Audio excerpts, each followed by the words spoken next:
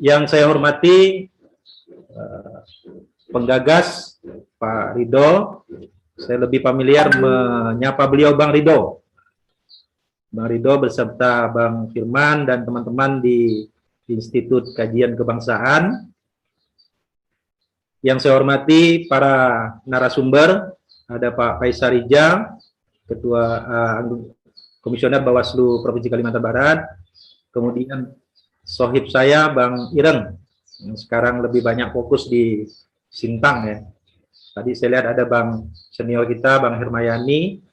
Yang saya hormati, hadir juga Pak Wakil ya, Wakil Kota Singkawang. Siap. Bang Irwan. Yo.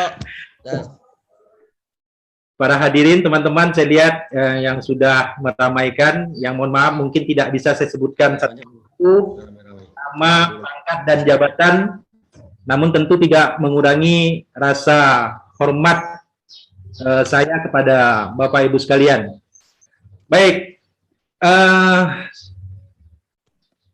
tema yang diangkat pada kesempatan Loka Karya Virtual pagi hari ini berkaitan dengan antisipasi degradasi kebangsaan di pemilu tahun 2024 dan hambatan pandemi COVID-19.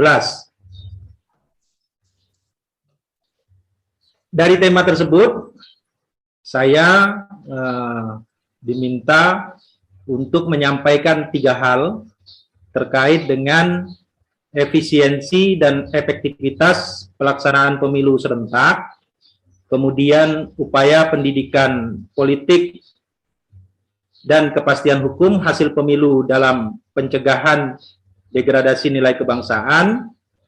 Yang ketiga, tantangan pelaksanaan pemilu saat pandemi COVID-19, refleksi pelaksanaan pilkada tahun 2020 di Kalimantan Barat. Baik, pertama tentu kami mengucapkan terima kasih Pak Ridho, Bang Ridho yang sudah menggagas berkaitan dengan ini bagian dari upaya merawat demokrasi ya. Walaupun memang kita di daerah, tentu ini bagian dari ikhtiar ilmiah dan ikhtiar politik kita memberikan sumbangan dan pemikiran terhadap bangsa dan tanah air, sehingga kita berharap tentu demokrasi yang sudah disepakati sebagai sistem pemerintahan di negara kita oleh pendiri bangsa, ini akan menemukan pada posisi performa terbaiknya. Harapan kita tentu seperti itu. Nah, dalam kaitannya degradasi yang diangkat, saya ingin mengkonfirmasi mungkin berkaitan dengan situasi penyelenggaraan pengalaman kepemiluan, ya, dari Orde Baru, kemudian reformasi, dan sampai sekarang. Paling tidak berdasarkan hasil riset ya, hasil riset dari Saiful Mujani Research and Consulting di tahun 2018, bahwa sekitar 70% itu masyarakat meyakini demokrasi adalah sistem yang cocok ya, yang diterapkan di tanah air kita atau di negara kita. Sehingga ini mengkonfirmasi berkaitan dengan degradasi yang kita khawatirkan, meskipun memang susah juga untuk mengatakan berkaitan dengan adanya asumsi atau opini, bahkan ada kekhawatiran berkaitan dengan degradasi ini, di tengah dalam rangkaian penyelenggaraan pemilu atau pemilihan itu masih terjadi distorsi-distorsi atau praktik-praktik kecurangan. Nah, ini kan agak menimbulkan kekhawatiran, dan dalam rangka itu perlu dilakukan antisipasi degradasi tersebut. Nah, dalam kaitan tersebut saya kira ini mengkonfirmasi bahwa sejarah kepemiluan itu sudah terkonsolidasi dengan baik. Ini harapan kita tentu. Yang dalam hal demokrasi di negara kita disepakati melalui pemilihan umum secara periodik, tentu di dalamnya ada kompetisi, ada partisipasi, kemudian ada akuntabilitas atau pertanggungjawaban, kemudian ada aturan-aturan hukum ya yang menjadi norma, karena pemilu atau pemilihan yang menjadi legal formal berkaitan dengan pengambilan keputusan bagi kebijakan atau lembaga-lembaga politik yang ada di negara kita ini. Kalau dalam bahasanya Prof. Ramlan Surbakti itu the only game in town, kira-kira seperti itu ya. Jadi satu-satunya prosedur yang diresmikan melalui undang-undang atau konstitusi kita bagi lembaga-lembaga politik dalam mengambil kebijakan. Maka potensinya tentu karena ada kompetisi tidak menutup kemungkinan akan ada konflik-konflik. Maka perlu ada peraturan-peraturan. Nah, saya kira itu sebagai pengantar ya, pengantar berkaitan dengan tentu dari kajian teman-teman masih melihat dari fakta penyelenggaraan pemilu sehingga tema yang kita atau yang disajikan pada hari ini saya kira ini akan mengingatkan kita bersama. Baik, selanjutnya dari tema tersebut seperti yang saya sampaikan bahwa kami diminta menyampaikan berkaitan dengan efisiensi dan efektivitas pelaksanaan pemilu serentak, kemudian upaya pendidikan seperti yang saya sampaikan, yang ketiga tantangan pandemi COVID dan pengalaman pemilu di 2020. Nah, dari sisi teknis penyelenggaraan, berdasarkan pengalaman kepemiluan kita yang sudah kita laksanakan, tentu ada beberapa hal yang kita rasakan terjadi efektif dan efisien dalam penyelenggaraan pemilu serentak. Kita tahu penyelenggaraan pemilu serentak yang dilaksanakan pertama kali di tahun 2019 yang lalu menyatukan pemilu presiden dan pemilu legislatif dengan pemilih akan mendapatkan 5 surat suara. Ini memang hal yang baru gitu ya. Nah, ada beberapa hal yang kita rasakan dalam teknis penyelenggaraan itu, ya kita rasakan itu efektif dan efisien.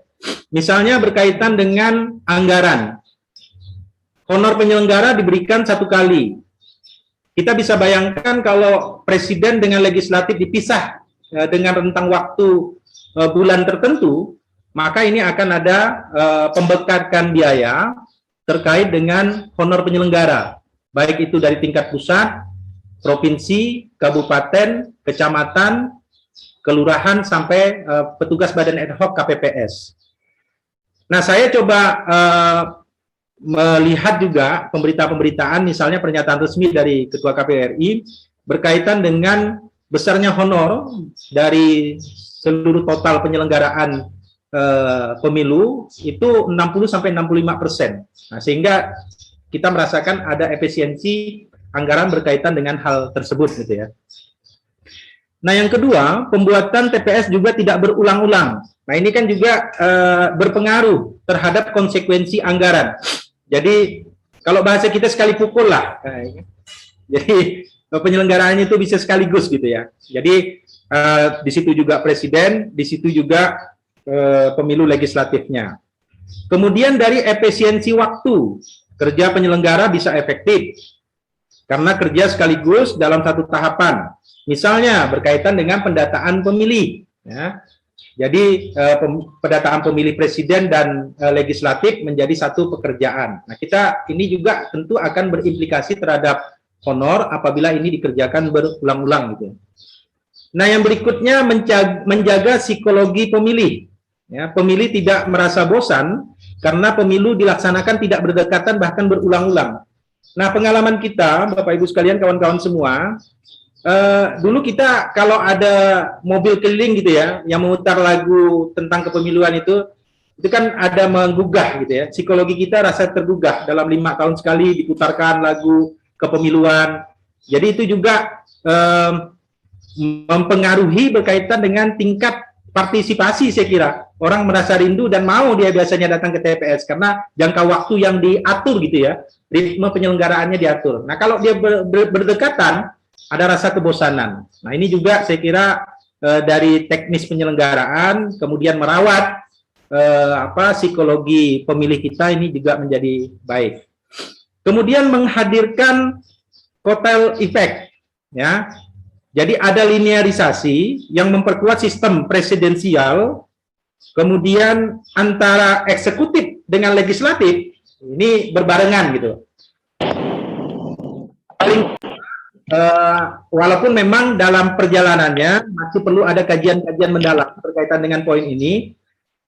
Tapi paling tidak ini juga menjadi semangat ya, menjadi semangat para pemohon yang mengajukan ke Mahkamah Konstitusi dengan keluarnya putusan Mahkamah nomor 14 tahun 2013 ya, pada saat itu yang berkaitan dengan pemilu serentak. Jadi ada sinergitas atau linier antara kandidat di eksekutif maupun kandidat yang ada di legislatif. Artinya antara presiden dengan partai politik pendukungnya itu saling mengikat. Meskipun sistem presidensial kita, presiden tentu bertanggung jawabnya kepada masyarakat atau rakyat. Tetapi dukungan politik menjadi penting. Nah, berikutnya, bahwa dalam keserentakan kepemiluan, tentu selain ada kita rasakan secara efektif, efisien, kemudian ada hal-hal positif, maka tidak lepas juga efek-efek negatif yang kita rasakan.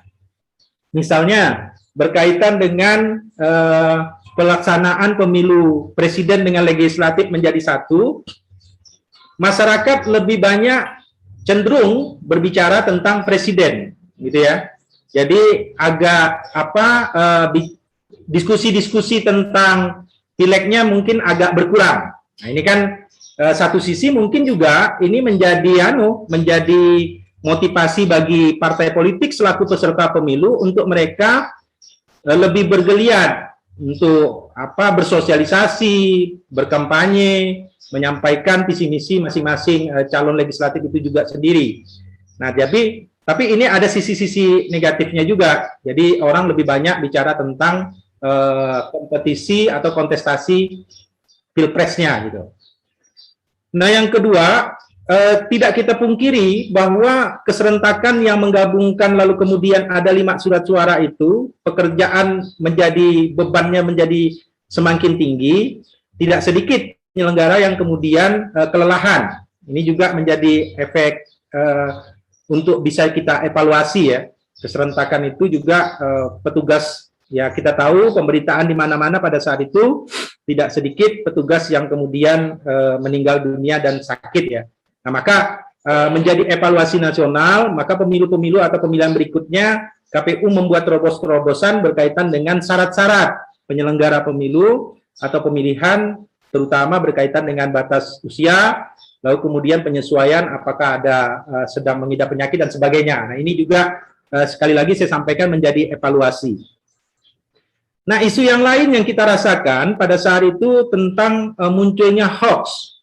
Nah, ini saya kira juga berkaitan dengan hoax ini kan tidak hanya di kelembagaan KPU ya, semua kelembagaan juga saya kira merasakan hantaman terkait dengan hoax tersebut.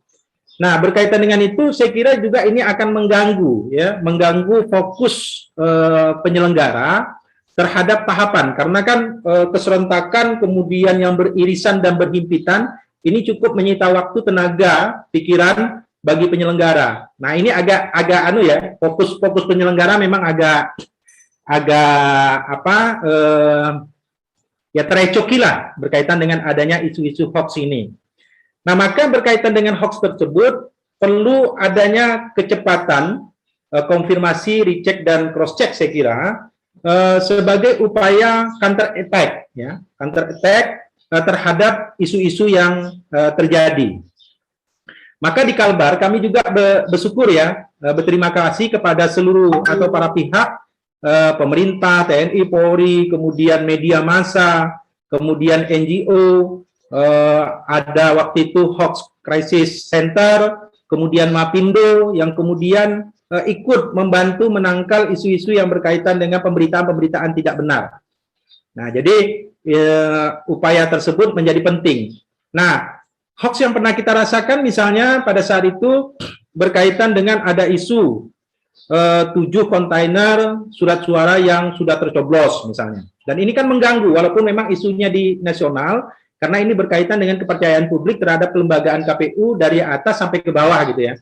Nah, ini padahal faktanya hantaman hoax pada saat itu terjadi di 2 Januari 2018. Sementara validasi surat suara masih terus dilakukan dan finalnya itu baru dilakukan pada tanggal 4 Januari 2019. Jadi ada rentang 1 tahun permainan hoax ini dilakukan, dan kemudian baru dicetak massal itu 16 Januari 2019.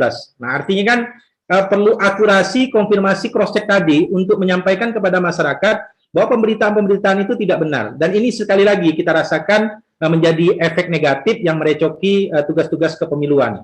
Belum lagi dihadapkan dengan isu berkaitan dengan kotak suara waktu itu. Padahal sejak 2014 penggunaan kotak suara berbahan karton kedap air ini sudah kita lakukan sebenarnya. Saya mohon maaf, penyelenggara pemilu di 2008-2009 pada saat itu kemudian bertemu dengan pemilu 2014. Sebagian yang kekurangan untuk kotak suara yang sebagian besar menggunakan aluminium itu pengadaannya menggunakan kardus atau karton kedap suara ini gitu ya. Tetapi kan baru dilakukan secara massal di pemilu 2019. Tetapi hantaman isu hoax-nya juga luar biasa. Ada lagi pada saat itu berkaitan dengan isu 31 juta data pemilih siluman misalnya. Padahal faktanya tidak juga demikian, karena rekapitulasi data pemilih itu kan dilakukan secara berjenjang, dan kemudian masyarakat secara luas juga bisa mengakses melalui aplikasi Lindungi Hak Pilih misalnya. Nah, ini kan bagian-bagian yang dihantamkan ke kita menjadi serangan-serangan yang perlu di counter tadi ya. Nah, ini juga menjadi problem. Nah, berikutnya, nah, ke depan kita tahu, kawan-kawan Bapak Ibu sekalian, bahwa ini kira-kira kerangka aturan yang mengatur terkait dengan penyelenggaraan pemilu di tahun 2024 ya. Nah, meskipun memang masih sifatnya konsinyering, jadi sudah ditetapkan pemilu direncanakan tanggal 28 Februari 2004, kemudian pilkada 27 November 2024. Tapi sekali lagi ini masih sifatnya konsinyering, jadi kita masih menunggu dan berpotensi mungkin pasti akan ada pembahasan-pembahasan lebih lanjut di tingkat pusat, dan kemudian bisa saja terjadi perubahan-perubahan. Tetapi paling tidak ada kerangka aturan yang sudah dirujuk terkait dengan hal tersebut, terutama di Undang-Undang Nomor 7 Tahun 2017 di Pasal 167 dan seterusnya, termasuk juga di Undang-Undang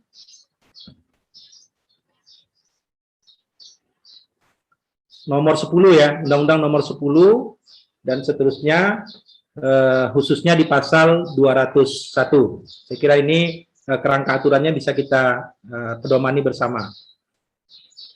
Nah, tantangan ke depan saya kira yang menjadi perhatian dari evaluasi penyelenggaraan pemilu atau pemilihan sebelumnya, pertama, dengan keserentakan pemilu yang lalu antara Pileg dan Pilpres, itu ketersediaan bahan baku logistik serta APD. Jadi dirasakan baik waktu itu kertas ya, misalnya kekurangan. Ini kan yang dirasakan di tingkat nasional karena memang ada pengadaan-pengadaan yang kemudian menjadi ranah di pusat, kemudian ada ranahnya di provinsi dan seterusnya. Nah, ini juga menjadi persoalan. Kedua, pelaksanaan seleksi anggota KPU provinsi kabupaten yang tidak serentak, dan ini mengganggu tahapan. Dan kita merasakan, kami merasakan, saya ingat betul saat dilantik tanggal 24 Mei, lalu kemudian menjalani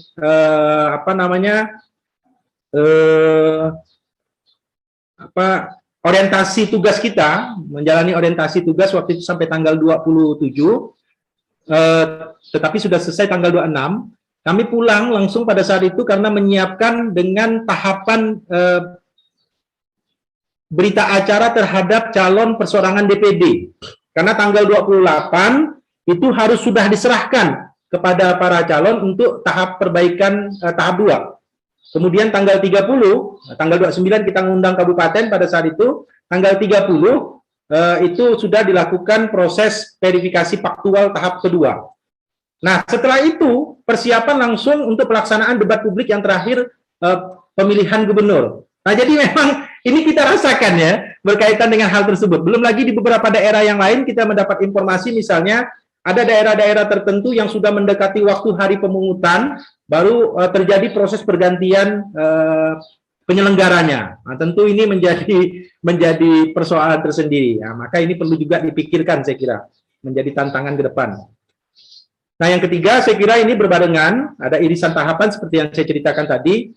Nah, yang keempat, kondisi alam dan non-alam. Nah, kita tahu, ini kan berdasarkan hasil konsinyering tadi, itu pemilu dilaksanakan di awal-awal bulan. Biasanya di awal-awal bulan ini juga berkaitan dengan cuaca ya, kondisi cuaca. Maka ini juga akan berimplikasi terhadap kondisi-kondisi tertentu di daerah kita. Misalnya di Kapuas Hulu, di Ketapang, di Kayung, di Melawi bahkan, atau di daerah-daerah tertentu di Skadau. Yang ini juga berkaitan dengan secara geografis, ini akan membutuhkan upaya agak lebih maksimal, terutama berkaitan dengan distribusi logistik misalnya.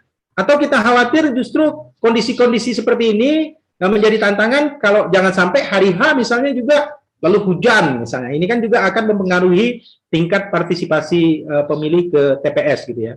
Nah, kondisi non alam saya kira ini menjadi tantangan yang sampai saat ini masih kita rasakan, yaitu berkaitan dengan COVID-19.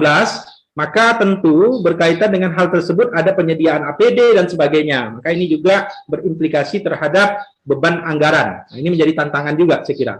Nah, berikutnya berkaitan dengan penggunaan teknologi informasi. Nah, ini memang sudah dilaksanakan ya, rangkaian adanya Sipol, Silok, Silon dan sebagainya. Tetapi ini menjadi tantangan dan ke depan ini saya kira mudah-mudahan terus terintegrasi. Kemudian KBRI pun kami yakin terus melakukan terobosan-terobosan dan kemudian melakukan penyempurnaan berkaitan dengan penggunaan teknologi informasi. Karena penggunaan teknologi informasi ini tentu selain kita rasakan mudah, cepat, juga transparan gitu ya. Aksesnya bisa diikuti oleh semua peserta pemilu termasuk masyarakat itu sendiri. Nah, jadi ini menjadi dampak yang baik juga, tapi ini menjadi sebuah tantangan, maka perlu memang proses penyempurnaan. Nah, berikutnya penyederhanaan desain surat suara. Nah, kita tahu kemarin waktu pilkada pemilu pilpres dengan pileg dengan 5 surat suara, ini juga sedikit merepotkan. Hasil simulasi pada saat itu kan orang datang ke TPS sekitar 6 menit. Tapi kan ada fakta-fakta di lapangan juga yang kemudian menjadi evaluasi, ada orang yang lebih ya dari hasil simulasi tersebut. Maka desain surat suara yang sekarang ini terus dibahas di tingkat nasional dalam rangka penyederhanaan ya. Jadi ada berkembang misalnya dengan cara mencontreng, kemudian mencoblos maupun menulis. Nah, pengalaman-pengalaman pemilu seperti ini kan juga sudah dirasakan. Kemudian sekali lagi kami bersyukur ya, pimpinan-pimpinan di tingkat nasional sudah sangat fokus berkaitan dengan ini, kemudian sudah melakukan beberapa diskusi-diskusi secara intens terkait dengan penyederhanaan desain surat suara tersebut. Nah, berikutnya berkaitan dengan upaya pendidikan politik. Nah, upaya pendidikan politik ini kan saya kira tujuan bersamanya lah ya. Ini dalam rangka membangun kesadaran politik masyarakat agar pemilih semakin berdaulat, kemudian mengedukasi masyarakat, memfilter informasi, kemudian sehingga masyarakat tidak mudah termakan isu hoax, seperti yang saya sampaikan tadi. Jadi isu hoax nih, kalau boleh dengan pendekatan teori, ada yang disebut dengan logical fallacy. Logical fallacy itu kesesatan berpikir, ada yang disebut dengan argumentum ad populum. Jadi memintakan pendapat kepada rakyat berdasarkan atau masyarakat berdasarkan berita atau peristiwa yang terjadi. Padahal kita tahu sesuatu yang viral itu bisa jadi memang benar atau sebaliknya, belum tentu benar. Tapi itulah tadi kesesatan berpikir, ada istilah logical fallacy ini kan, argumentum ad populum. Nah, untuk upaya itu saya kira memang perlu mengkonfirmasi, cross-check, dan recheck saya kira untuk mengcounter berkaitan dengan isu-isu tersebut. Nah, kemudian menghindarkan masyarakat pada praktik politik uang. Nah, ini saya kira memang penegakan hukum berkaitan dengan politik uang ini menjadi menjadi harus semakin kuat, dan ini semakin membuat keyakinan dan kepercayaan masyarakat terhadap sistem kepemiluan kita. Nah, ini penting juga menurut saya. Kemudian meningkatkan kuantitas dan kualitas partisipasi pemilih. Kemudian membentuk kader. Nah, ini salah satu upaya yang sekarang dibangun oleh KPU RI secara nasional dan termasuk di provinsi kita ada 2 pilot project dibentuk, ada namanya Desa Peduli Pemilu dan Pemilihan, yaitu di Desa Rasau Jaya 3, kemudian di Desa Wajuk Hulu. Nah, ini yang teranggarkan melalui DIPA KPU Provinsi dan MOU sudah kita lakukan. Nah, ini hadir Pak Wakil Kota Singkawang, kami berharap juga bisa dibangun kerjasama dengan KPU-KPU kami di kabupaten melalui Kesbang mungkin misalnya berkaitan dengan pembentukan Desa Peduli Pemilu dan Pemilihan ini. Nah, ini bagian upaya pendidikan politik, pencerdasan masyarakat kita, sehingga memang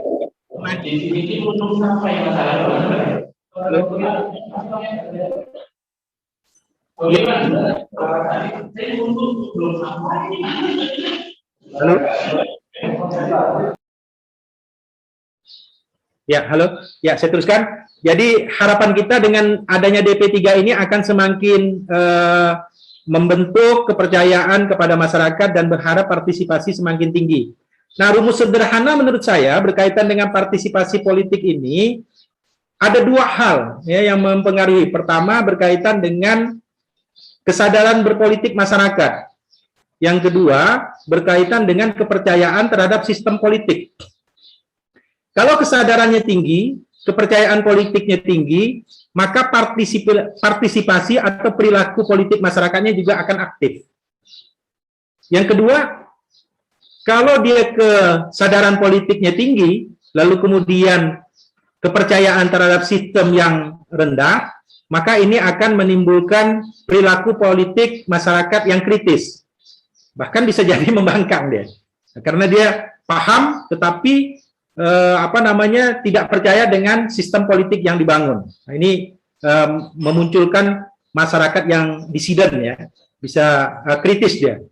Kemudian kalau masyarakat kesadaran politiknya rendah, tetapi sistem politiknya baik, tinggi, percaya dengan sistem politiknya itu bagus, maka ini akan menimbulkan perilaku pemilih atau perilaku politik masyarakat yang pasif. Jadi perlu didorong, dimotivasi. Dia yakin dengan sistem politik yang ada, tetapi dia tidak ada motivasi, maka akan menjadi perilaku politik yang pasif. Nah, yang terakhir, kalau dia sama-sama rendah, kesadaran politiknya rendah, kemudian sistem politiknya juga diyakini tidak baik, maka ini akan memunculkan perilaku politik masyarakat yang apatis, acuh dia, tidak mau tahu. Nah, ini saya kira gambaran yang menjadi perlu kita diskusikan juga. Maka upaya-upaya yang dilakukan ini pendidikan politik, salah satunya DP3, kemudian keterlibatan semua pihak, termasuk yang dilakukan pada hari ini kan dalam rangka juga mendorong partisipasi politik, mencerdaskan kepada semua pihak, gitu ya. Saya kira demikian. Dalam hal Pak Ramdan, ya, 10 menit pemaparan. Oke, baik. Waktu. Ya. Oke, baik. Nah, saya highlight lagi terkait dengan pendidikan politik, maka kita juga sepakat, saya kira ya, untuk sama-sama men-stop kampanye SARA. Nah, ini kan juga akan menimbulkan degradasi kebangsaan kita kalau ini terjadi. Nah, upaya yang dilakukan, ini dasar aturannya saya kira. Jadi, upaya elegan yang dilakukan melalui debat publik. Saya kira interaksi kampanye antara pemilih dengan peserta pemilu dalam rangka pencerdasan, termasuk ajang-ajang yang dilakukan atau forum kelas seperti ini kan dalam rangka pencerdasan. Nah, jadi debat publik itulah kemudian kandidat bisa menyampaikan, menjual visi misi program kerja mereka. Nah, ini sekira pengaturannya. Nah, berkaitan dengan kerangka hukum, kepastian hukum, bahwa kepastian hukum ini kan atau electoral law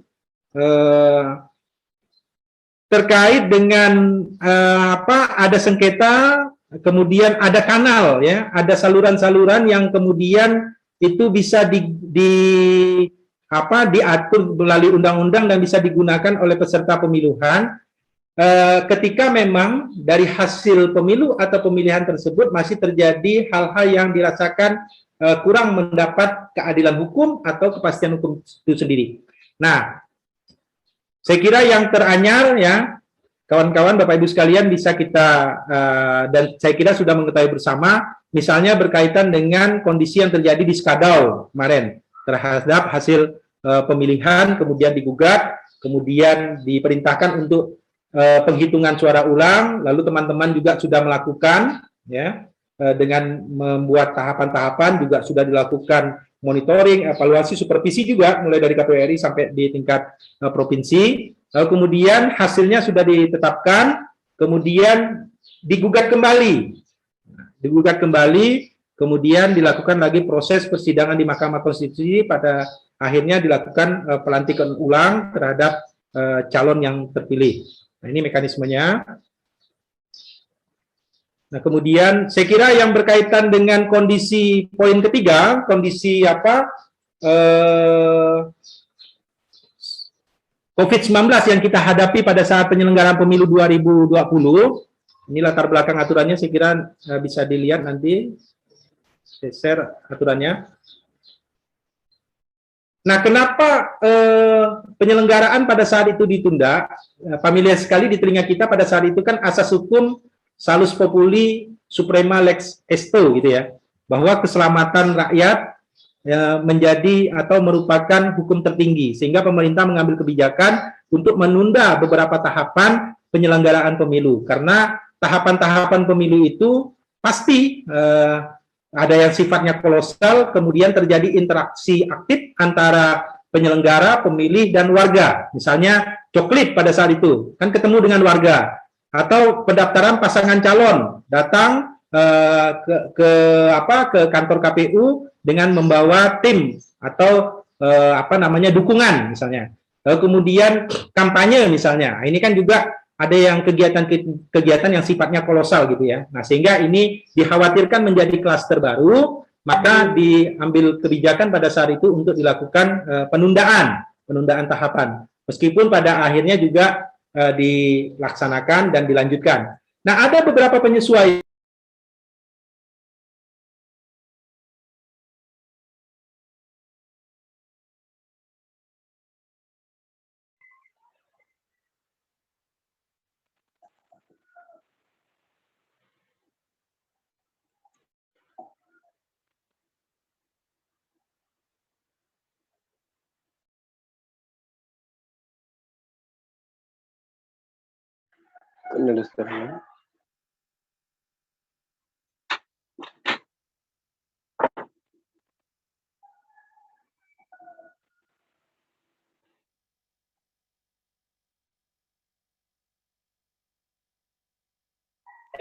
Pak Ramdannya putus, narasumber pertama.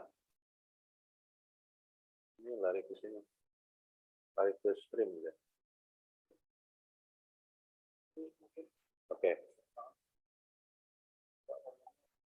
Oke, sementara terputus, ini partisipan yang baru masuk, kami ucapkan selamat datang. Itu ada dari PAN Kota, kemudian dari Golkar Pak Prabasa, kemudian dari Pak Stefanus ya, Pak Solo ya. Selamat datang, kami ucapkan selamat bergabung Pak. Kita sudah mulai tadi dari jam 9 lewat sedikit. Oke, karena narasumber pertama tadi terputus, saya pikir kita coba langsung dulu ke pemateri kedua. Jadi sesinya karena ada technical error mungkin di Pak Ramdan. Kita langsung ke Bapak Faisal Rija dari Bawaslu. Pak Faisal. Halo. Halo, siap, tes. Ya. Dari koneksi Pak Ramdan tadi terputus tiba-tiba. Siap. Jadi itu nanti kita di brief ulang. Mungkin dari Bawaslu silakan untuk memaparkan materinya sebelum kita nanti membuka sesi tanya jawab ya. Silakan untuk menghemat waktu, kita persilakan. Terima kasih. Baik. Terima kasih. Assalamualaikum warahmatullahi wabarakatuh. Yang saya hormati Pak Ridho dan teman-teman di Institut Kajian Kebangsaan Instan, para narasumber, Pak Ramdan, Pak Ireng, serta semua hadirin. Saya lihat ada banyak senior di sini ya. Mohon maaf kalau tidak disebutkan satu persatu karena keterbatasan layar Zoom ini. Izin saya sampaikan soal materi yang mungkin tidak terlalu lama. Ya, saya diminta untuk bicara soal perspektif pemilu 2024 dalam konteks degradasi semangat kebangsaan dan tentu dikaitkan dengan fungsi dan peran Bawaslu. Saya mungkin mulai dari tanpa bermaksud ini hanya menyegarkan kembali ya Pak Ridho dan teman-teman. Ini screen saya sudah kelihatan Pak Ridho. Halo? Sudah. Oh, siap. Sorry terputus tadi jaringan saya, mohon maaf.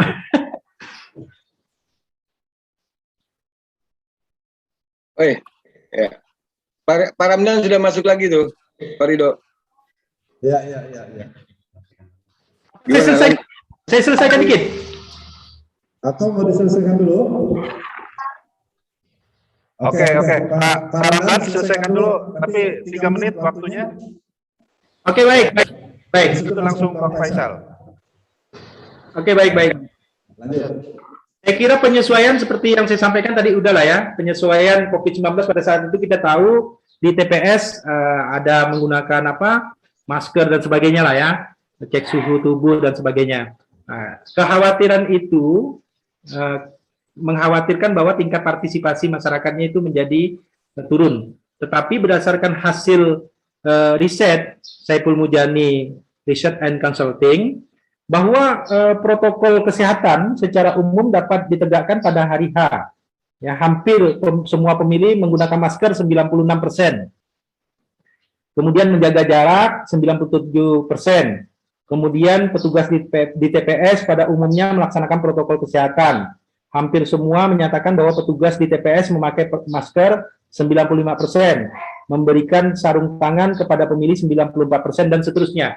Artinya kekhawatiran berkaitan dengan situasi pandemi COVID pada saat itu, maka melalui riset ternyata partisipasi dan kemudian disiplin warga mengikuti protokol kesehatan secara ketat itu bisa dilaksanakan. Dan kita bersyukur, alhamdulillah bahwa klaster baru yang dikhawatirkan dari penyelenggaraan pemilu atau pemilihan tahun 2020 itu tidak terjadi. Nah, terakhir ini partisipasi sudah ditetapkan pada saat itu 77,5%. Kemudian bisa dilihat di layar bahwa dari hal tersebut yang mencapai target itu Kabupaten Melawi, kemudian Kabupaten Sintang, kemudian Kabupaten Kapuas Hulu. Yang tidak mencapai pada saat itu Kabupaten Sekadau, Ketapang, Bengkayang, dan Sambas. Saya kira ini Bang Ridho, kawan-kawan, Bapak Ibu sekalian, sebagai penyajian awal dari sisi teknis penyelenggaraan di KPU. Demikian, Assalamualaikum warahmatullahi wabarakatuh.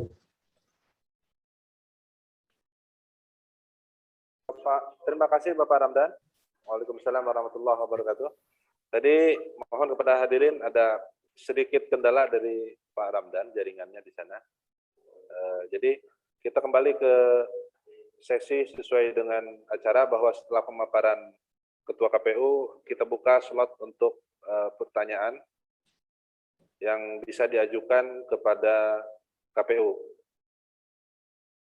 Bisa melalui raise hand atau melalui chat, silakan bagi para partisipan untuk mengajukan pertanyaan. Untuk sesi pertama pertanyaan ini, kita buka untuk 3 penanya. Saya Bang. Oke, lanjut, Pak Lukman. Siap.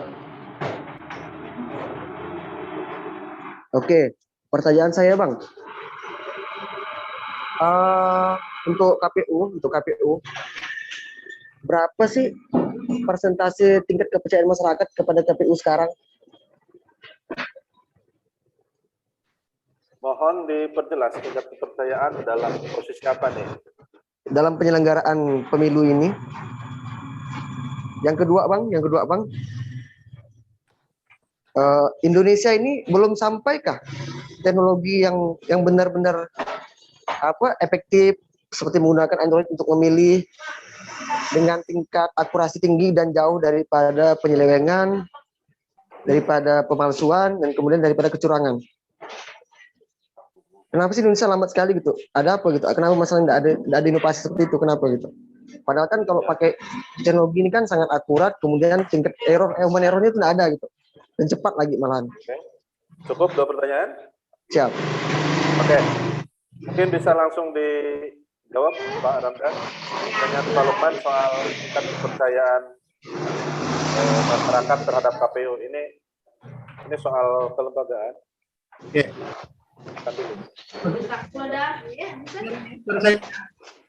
Oke, yang kedua adalah soal penggunaan teknologi informasi. Yang kedua adalah soal penggunaan teknologi informasi dalam pelaksanaan kepemiluan. Apakah tadi kan sebenarnya sudah dipaparkan juga ada sistem-sistem yang berbasis teknologi informasi, mungkin bisa diperjelas lagi. Terima kasih. Lanjut. Oke, baik, terima kasih Pak Ridho, terima kasih Bang Lukman.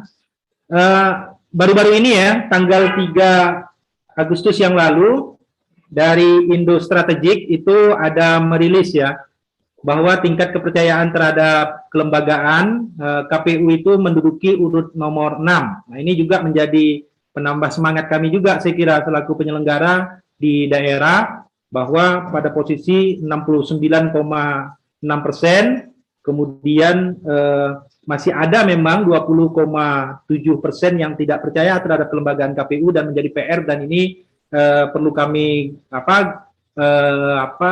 genjot berkaitan dengan kinerja KPU-an termasuk di daerah.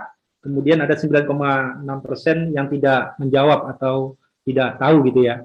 Tetapi paling tidak ini menjadi imun bagi KPU, kami penyelenggara di bawah, terhadap kepercayaan kelembagaan KPU. Ini yang terbaru ya, saya kira ya, rilisnya. Nah, berkaitan dengan IT, sistem teknologi, bahwa pada saat itu kita menggunakan Sirekap. Nah, ini juga mudah-mudahan sebenarnya ini terus dilakukan penyempurnaan.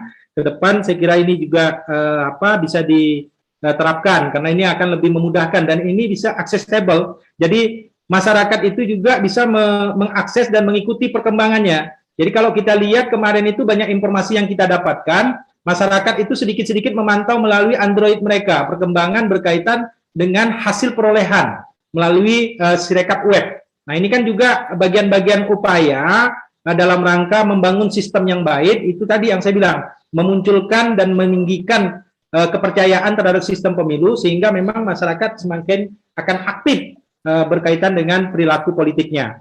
Nah, kalau IPO saya kira perlu menjadi diskusi panjang juga, karena memang di beberapa negara juga sudah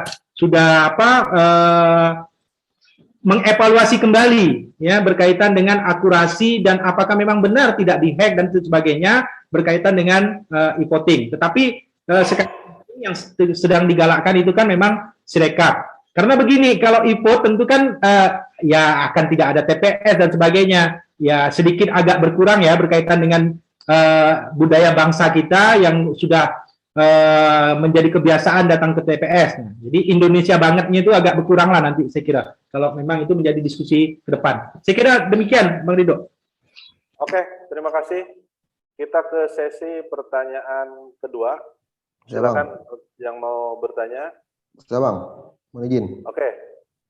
Assalamualaikum. Pak Robi Mudan, silakan. Ya, terima kasih atas waktunya. Saya berasal dari Kabupaten Skadau, kemarin sempat menjadi ketua PPK di Kecamatan Belitang. Memang kewalahan kami itu kemarin itu di Sirekapnya, Pak Pimpinan, Ketua KPU Jabar, memang pengaruh sinyal yang memang menjadi titik beratnya kami itu di sinyal saja sebenarnya. Terus juga kekurangan fasilitas seperti mungkin HP Android, terus juga tenaga ahli dari individu itu yang sangat kurang. Kita memerlukan orang-orang yang memang mempunyai keahlian dalam hal itu. Nah, untuk zaman sekarang kita susah sekali mencari anak-anak atau masyarakat yang memang benar-benar paham dan juga mau. Nah, itu yang susahnya. Sementara yang mau itu ada, tapi mereka belum sepenuhnya memahami tentang Android ini. Nah, masalah di Android yaitu sirekapnya itu. Ketika memang yang bersangkutan tidak memahami tentang penggunaan Android, maka kita terkendala di sirekapnya. Dan juga kemarin kami ada di Kecamatan Rumitang itu ada 7 desa. Nah, di 7 desa itu ada 2 desa yang memang kita tidak ada sinyal sama sekali. Nah, dari hal-hal ini, sirekap ini mungkin ini memerlukan perubahan atau mungkin Pak Robi, mohon dipersingkat Pak pertanyaannya. Pertanyaannya ya, Pak, langsung. Ya, saya maksudnya supaya sirekap ini menjadi evaluasi ke depannya bagaimana? Apakah penggunaan ini memang terus berlanjut atau kita harus melakukan perbaikan? Mungkin hanya seperti itu. Terima kasih Pak Robi. Silakan Pak Ramdan. Ya, saya kira terima kasih ya Pak Robi. Saya juga mengucapkan terima kasih yang sudah berpartisipasi menjadi penyelenggara kita. Berkat kerja keras kawan-kawan juga ikut menyukseskan penyelenggaraan di Sekadau ya. Ya, saya kira ini menjadi masukan Pak Ridho bahwa memang ini sudah menjadi evaluasi di tingkat nasional. Problemnya memang berkaitan dengan sinyal salah satunya. Nah, tetapi penggunaan berkaitan dengan dan hasil daripada sirekap itu saya kira banyak kemudahan-kemudahan. Tetapi yang sudah disampaikan oleh Pak Robi itu sudah menjadi catatan-catatan di tingkat nasional untuk dilakukan proses perbaikan ke depan. Saya kira begitu ya. Terima kasih sekali lagi. Oke, terima kasih. Silakan untuk pertanyaan terakhir kita kasih slot Pak Ridho. Untuk yang ketiga. Saya Pak Ridho. Oh siap, Pak Mimi, silakan. Mau ditanyakan? Pak Mimi. Mohon dari mana Pak? Baik.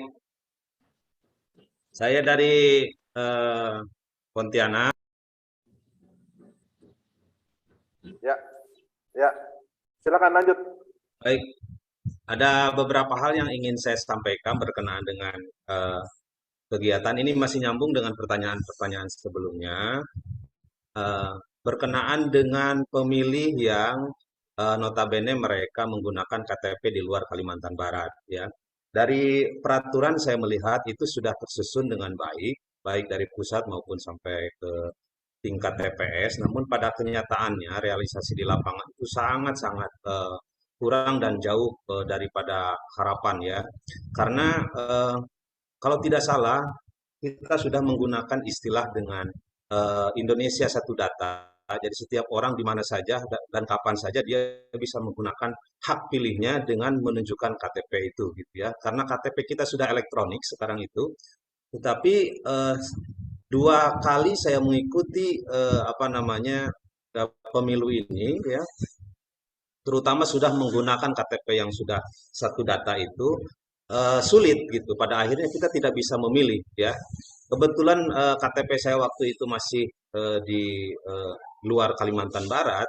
Jadi saya 1 minggu sebelum pemilihan itu datang ke TPS untuk mengikuti sesuai dengan tempat tinggal saya. Oke, Pak dari Mimi, pihak TPS ya. Oke, Pak Mimi dipersingkat pertanyaannya apa? Itu empirisnya seperti itu, artinya ini pengalaman Pak Mimi. Pertanyaannya untuk KPU, silakan Pak.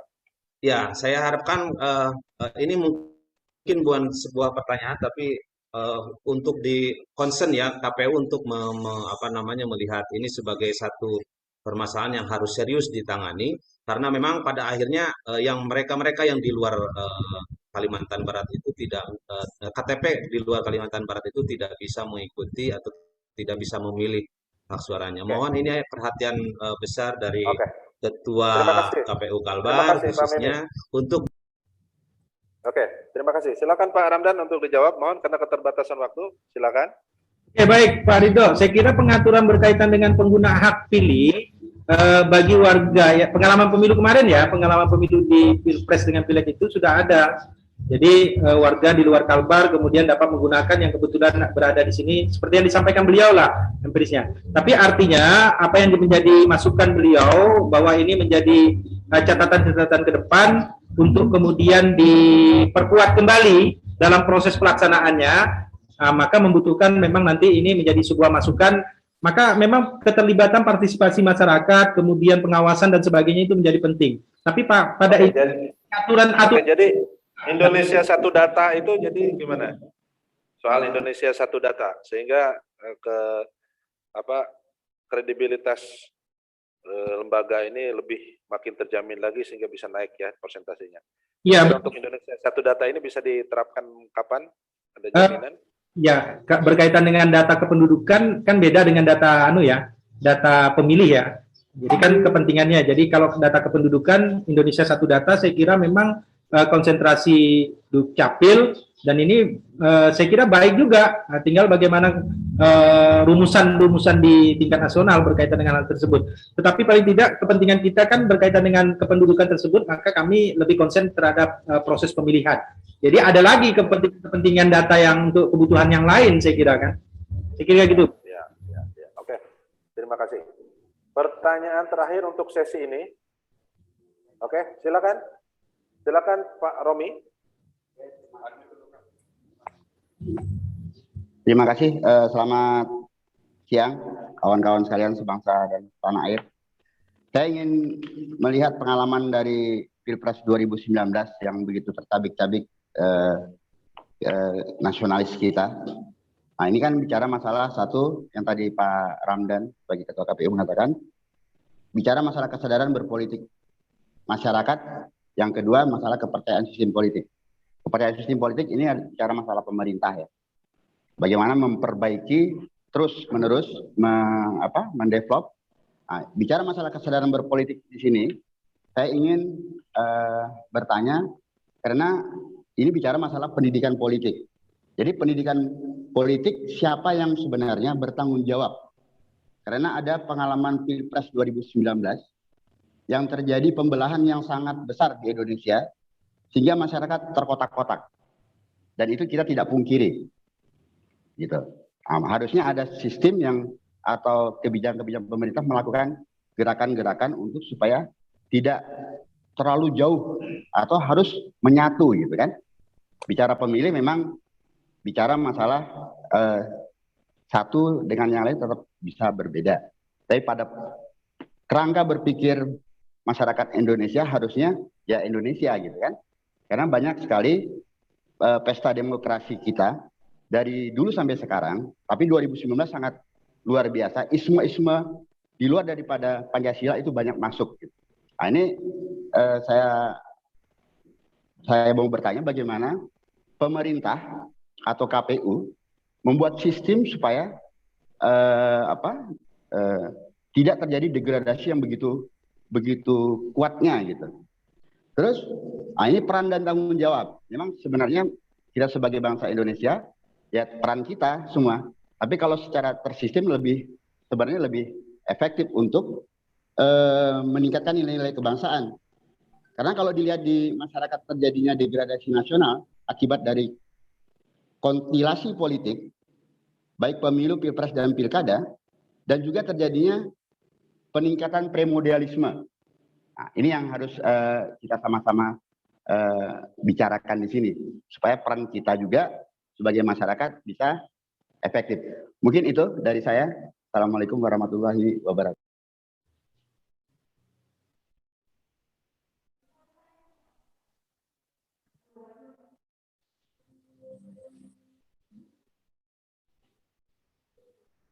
Silakan Pak Ramdan.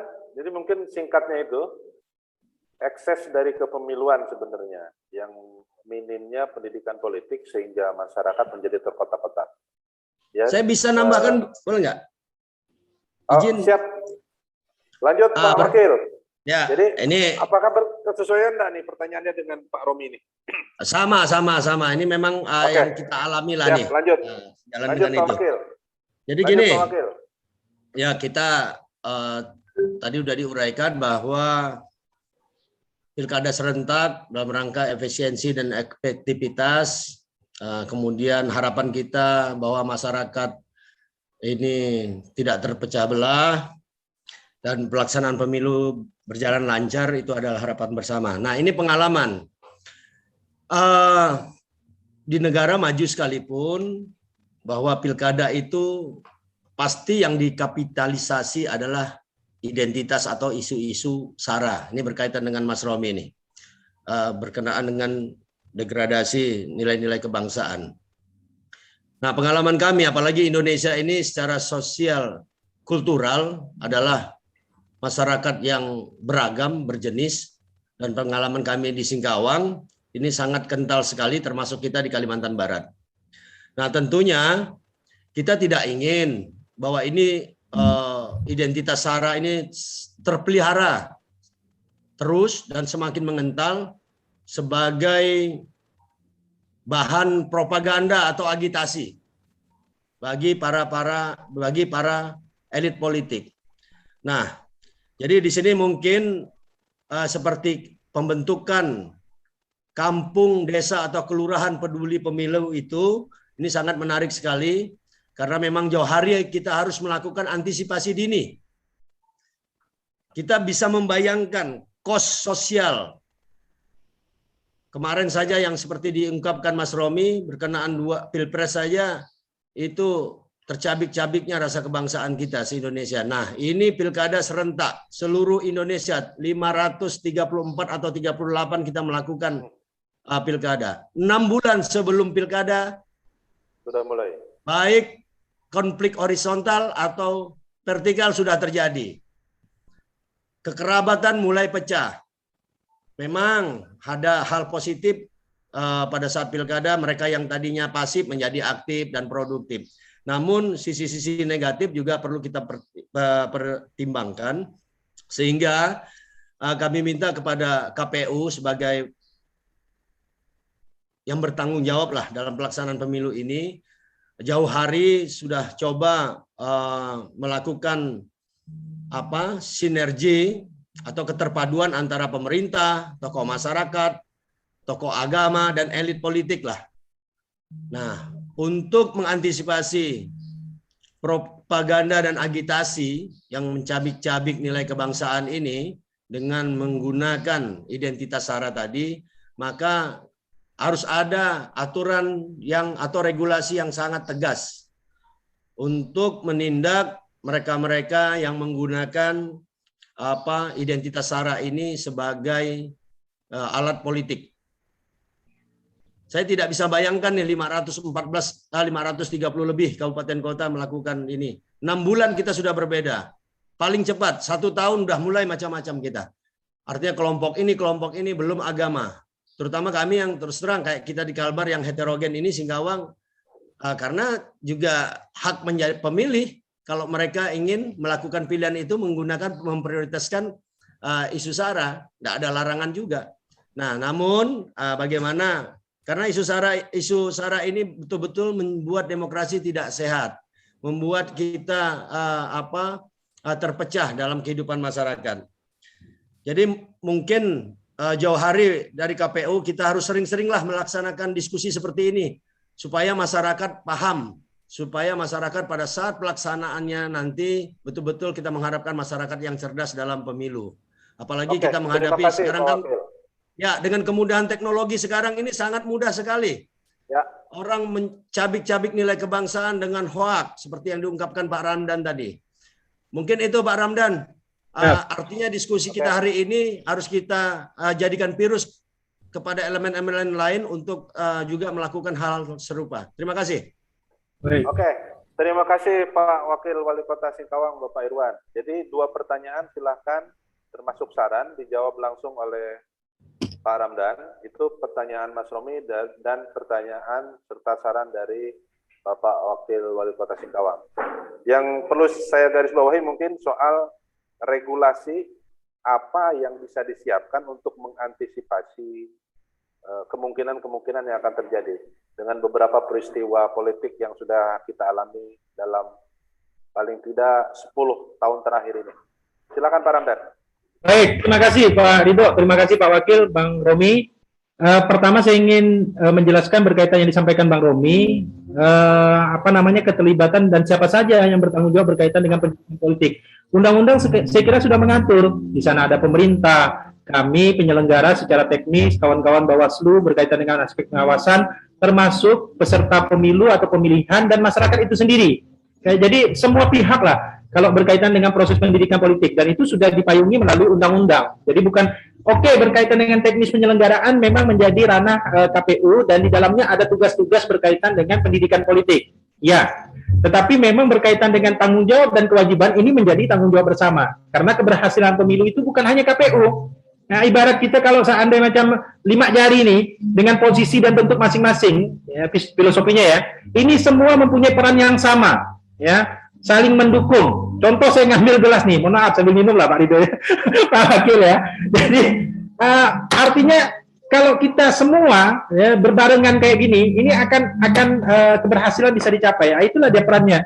Kesuksesan penyelenggaraan pemilu di situ. Jadi peran untuk pendidikan politik tidak hanya bisa diserahkan kepada KPU. Jadi kami sekali lagi terima kasih atas peran dan termasuk dukungan dari pemerintah daerah, termasuk di Singkawang dan di 13 kabupaten dan kota yang lain, termasuk di provinsi. Nah, seperti yang disampaikan Pak Wakil berkaitan dengan regulasi, saya sepakat ya. Seperti yang saya ketengahkan tadi, kalau kesadarannya rendah, kemudian kepercayaan terhadap sistem politik rendah, ini akan apatis dan akan menimbulkan political alienasi, ya, keterasingan politik. Bahkan lebih jauh, ini akan ada, mohon maaf, kelompok-kelompok yang kemudian sudah tidak percaya.